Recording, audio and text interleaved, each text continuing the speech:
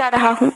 विद्वान पुरुष को माता, पिता तथा गुरु की सेवा में सदा तत्पर रहना चाहिए और सत्यवान ने वन में इन तीनों को अपनी सेवा से प्रसन्न किया है। इसके साथ तुमने भी स्वर्गलोक को जीत लिया है। मनुष्य तपस्या, ब्रह्मचर्य तथा अग्नि और गुरु की सेवा से स्वर्ग को प्राप्त करते हैं। अतः विशेष रूप से मनुष्य को आचार्य, पिता, माता तथा बड़े भाई का भी कभी अपमान नहीं करना चाहिए, क्योंकि आचार्य ब्रह्मा का, पिता प्रजापति का, माता पृथ्वी का और भाई अपना ही स्वरूप है। मनुष्य के जन्म के समय माता और पिता जो कष्ट सहन करते हैं, उसका ऋण सैकड़ों वर्षों में भी नहीं चुकाया जा सकता। अतः मनुष्य को माता, पिता तथा आचार्य का सर्वदा प्रिय कार्य करना चाहिए, क्योंकि इन तीनों के संतुष्ट होने पर सभी तपस्याएं संपन्न हो जाती हैं। इन तीनों की सेवा परम तपस्या कही गई है। अतः उनकी आज्ञा के बिना किसी अन्य धर्म का आचरण नहीं करना चाहिए। वे ही तीनों लोक के हैं, वे ही तीनों आश्रम हैं, वे ही तीनों वेद हैं तथा तीनों अग्नियां भी वे ही कहलाती हैं। पिता गार्हपत्याग्नि, माता दक्षिणाग्नि तथा गुरु आहवनी अग्नि है। ये तीनों अग्नियां सर्वश्रेष्ठ हैं। जो गृहस्थ इन तीनों गुरुजनों की सेवा में कभी असावधानी नहीं करता, वह तीनों लोकों को जीत लेता है और अपने शरीर से देवताओं के समान दैदीप्यमान होते हुए स्वर्ग में आनंद का अनुभव करता है। भद्रे, तुम्हारा काम पूरा हो गया, अब तुम लौट जाओ। तुम्हारे द्वारा कही गई वे सारी बातें पूर्ण होंगी। इस प्रकार हमारे पीछे पीछे आने से मेरे कार्य में विघ्न पड़ेगा और तुम्हें भी कष्ट होगा। सावित्री ने कहा, देवश्रेष्ठ, धर्मोपार्जन के कार्य में कैसी ग्लानि और कैसा कष्ट। आपके चरण मूल की सेवा ही तो मेरा परम धर्म का कारण है। देव, ज्ञानी पुरुष को सर्वदा धर्मोपार्जन करना चाहिए, क्योंकि उसका लाभ सभी लाभों से विशेष महत्वपूर्ण है। प्रभु, धर्म, अर्थ और काम, ये तीनों एक साथ संसार में जन्म लेने के फल हैं, क्योंकि धर्महीन पुरुष के अर्थ और काम बंध्या के पुत्र की तरह निष्फल है। धर्म से अर्थ और काम की प्राप्ति होती है और धर्म से ही दोनों लोक सिद्ध होते हैं। जहाँ कहीं भी जाने वाले प्राणी के पीछे अकेले केवल धर्म ही जाता है, अन्य सभी वस्तुएं तो शरीर के साथ ही नष्ट हो जाती हैं। प्राणी अकेला ही पैदा होता है और अकेला ही मर जाता है। एक धर्म ही तो उसके पीछे पीछे जाता है। मित्र और भाई बंधु कोई भी साथ नहीं देता। कार्यों में सफलता, सौभाग्य और सौंदर्य आदि सब कुछ धर्म से ही प्राप्त होते हैं। पुरुषांतक ब्रह्मा, इंद्र, विष्णु, शिव जी, चंद्रमा, यम, सूर्य, अग्नि, वायु, वरुण, वसुगण, अश्विनी कुमार और कुबेर आदि देवताओं के जो सभी मनोरथों को पूर्ण करने वाले लोक हैं, उन सबको मनुष्य धर्म के ही तो द्वारा प्राप्त करता है। मनुष्य मनोहर दीपों एवं सुखदायी वर्षों को धर्म के द्वारा ही प्राप्त करते हैं। देवताओं के जो नंदन आदि मुख्य उद्यान हैं, वे सभी मनुष्यों को पुण्य से ही प्राप्त होते हैं। इस प्रकार स्वर्ग, विचित्र विमान और सुंदर अप्सराएं पुण्य से ही प्राप्त होती हैं। और मनुष्य को बाल्यावस्था से ही धर्माचरण करना चाहिए, क्योंकि ये जीवन नश्वर है। ये कौन जानता है कि आज किसकी मृत्यु हो जाएगी। इस जीव के देखते हुए भी मृत्यु सामने खड़ी रहती है, फिर भी वह मृत्यु रहित की तरह आचरण करता है। ये महान आश्चर्य है। युवक की अपेक्षा बालक और वृद्ध की अपेक्षा युवक अपने आप को मृत्यु से दूर मानता है, किंतु मृत्यु के गोद में बैठा हुआ वह वृद्ध किसकी अपेक्षा करता है। इतने पर भी जो मृत्यु से रक्षा के उपाय सोचते हैं, उनकी क्या गति होगी।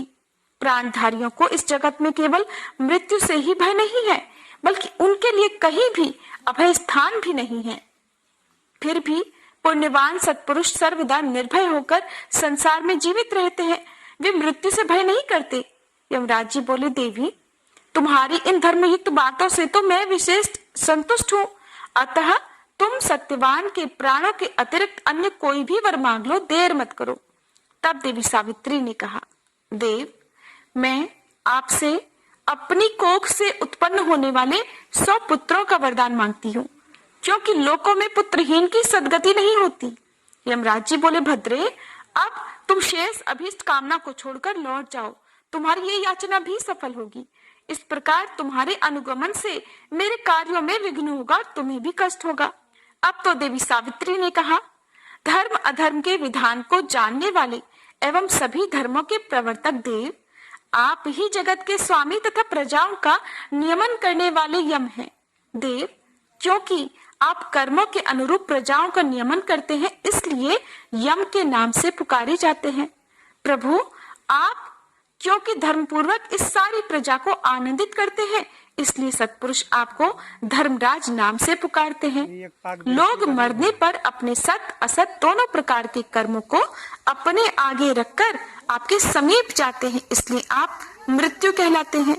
आप सभी प्राणियों के क्षण, कला आदि से काल की गणना करते रहते हैं, इसलिए तत्वदर्शी लोग आपको काल नाम से पुकारते हैं। क्योंकि आप संसार के सभी चराचर जीवों के महान अंत करता है, इसलिए आप सभी देवताओं द्वारा अंतक कहे जाते हैं। आप विवस्वान के प्रथम पुत्र कहे गए हैं, अतः संपूर्ण विश्व में वैवस्वत नाम से कहे जाते हैं। आयु कर्म के क्षीण हो जाने पर आप लोगों को हठात पकड़ लेते हैं, इसी कारण लोक में सर्व प्राणहर नाम से कहे जाते हैं। देवेश, आपकी कृपा से ऋक, साम और यजुः इन तीनों वेदों द्वारा प्रतिपादित धर्म का विनाश नहीं होता। आपकी महिमा से सभी प्राणी अपने अपने धर्म में स्थित रहते हैं। आप इस जगत की मर्यादा का पालन करने वाले हैं। देवताओं में श्रेष्ठ, अपनी शरण में आई भी मुझ इस दुखिया की रक्षा की। जब यमराज जी ने देखा कि सब अभिलाषाएं पूर्ण होने के वरदान को प्राप्त करने के बाद भी सावित्री उनके पीछे पीछे आ रही हैं, तब उन्होंने क्रोध करके कहा कि तुम मेरा कहना क्यों नहीं मानती हो। तब देवी सावित्री ने कहा, धर्मराज, आप ही ने तो अभी अभी मुझे संतान प्राप्ति का आशीर्वाद दिया है और आप मेरे पति को अपने साथ लिए जा रहे हैं। एक पतिव्रता पत्नी के लिए ये कैसे संभव है। यमराज जी को अब ध्यान आया और उन्होंने सत्यवान के प्राणों को छोड़ दिया और देवी सावित्री से कहा कि तुम्हारी स्तुति और भक्ति से संतुष्ट होकर मैंने तुम्हारे पति इस सत्यवान को विमुक्त कर दिया है। अब तुम सफल मनोरथ होकर लौट जाओ। ये सत्यवान तुम्हारे साथ 500 वर्षों तक राज्य सुख भोग कर अंतकाल में स्वर्गलोक में जाएगा और देवताओं के साथ विहार करेगा। सत्यवान तुम्हारे गर्भ से 100 पुत्रों को भी उत्पन्न करेगा। वे सब के सब देवताओं के समान तेजस्वी तथा क्षत्रिय राजा होंगे। वे चिरकाल तक जीवित रहते हुए तुम्हारे ही नाम से प्रसिद्ध होंगे। तुम्हारे पिता को भी तुम्हारी माता के गर्भ से 100 पुत्र उत्पन्न होंगे। वे तुम्हारे भाई मालवा में उत्पन्न होने के कारण मालव नाम से विख्यात होंगे और चिरकाल तक जीवित रहते हुए पुत्र पौत्र आदि से युक्त होंगे तथा देवताओं के समान ऐश्वर्य संपन्न एवं क्षत्रियोचित गुणों का पालन करेंगे। धर्मज्ञ, जो कोई पुरुष प्रातः काल उठकर इस स्तोत्र द्वारा मेरा स्तवन करेगा, उसकी भी आयु दीर्घ होगी। मत्स्य भगवान बोले, राजन, इतनी बातें कहकर ऐश्वर्यशाली महात्मा यमराज उस राजपुत्र से पड़ा हुआ था।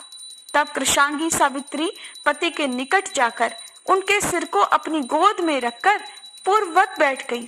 उस समय भगवान भास्कर अस्ताचल को जा रहे थे। राजन, धर्मराज से मुक्त हुए सत्यवान ने भी धीरे धीरे आंखें खोली और अंगड़ाई ली।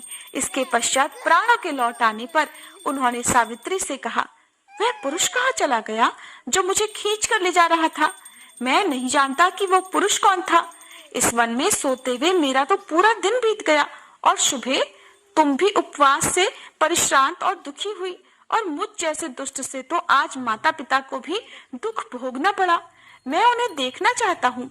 चलो जल्दी चलो। प्रभु, सूर्य तो अस्त हो गए, पर यदि आपको पसंद हो तो हम लोग आश्रम को लौट चलें, क्योंकि मेरे सास ससुर अंधे हैं। मैं वही आश्रम में ये सब घटित हुआ वृतांत आपको बतलाऊंगी। सावित्री उस समय पति से ऐसा कहकर पति के साथ ही चल पड़ी और वह पति के साथ आश्रम पर आ पहुंची। इसी समय पत्नी सहित द्युमत्सेन को नेत्र ज्योति प्राप्त हो गई। वे अपने प्रिय पुत्र और अपनी कमजोर सी पुत्र वधू को देखकर दुखी हो रहे थे। उस समय तपस्वी ऋषि राजा को सांत्वना दे रहे थे। इतने में ही उन्होंने पुत्र वधू के साथ पुत्र को वन से आते हुए देखा। उस समय सुंदरी सावित्री ने सत्यवान के साथ सपत्नी क्षत्रिय श्रेष्ठ राजा द्युमत सेन को प्रणाम किया। पिता ने राजकुमार सत्यवान को गले लगाया। तब सभी धर्मों को जानने वाले सत्यवान ने उस वन में निवास करने वाले तपस्वियों को अभिवादन कर राजा की सारी प्रजा सेना सहित तुरही आदि बाजों को बजाते हुए राजा को पुनः राज्य करने के लिए निमंत्रण देने आई और ये सूचना दी कि राज्य में आपका शासन अब पूर्ववत हो। राजन, नेत्रहीन होने के कारण जिस राजा ने आपके राज्य को छीन लिया था वह राजा मंत्रियों द्वारा मार डाला गया। अब उस नगर में आप ही राजा हैं। ये सुनकर राजा चतुरंगिणी सेना के साथ वहां गए और महात्मा धर्मराज जी की कृपा से पुनः अपने संपूर्ण राज्य को उन्होंने प्राप्त कर लिया। फिर सावित्री देवी ने भी 100 भाइयों को प्राप्त किया। इस प्रकार साध्वी पतिव्रता सुंदरी राजकुमारी सावित्री ने अपने देव जी की कृपा से नष्ट द्रव्य तथा राज्य पुनः प्राप्त हो जाता है। प्रिय भक्तजनों, इस प्रकार वट सावित्री व्रत की कथा समाप्त हुई। सभी प्रेम से बोलिए धर्मराज जी की जय, देवी सावित्री की जय, सत्यदेव की जय।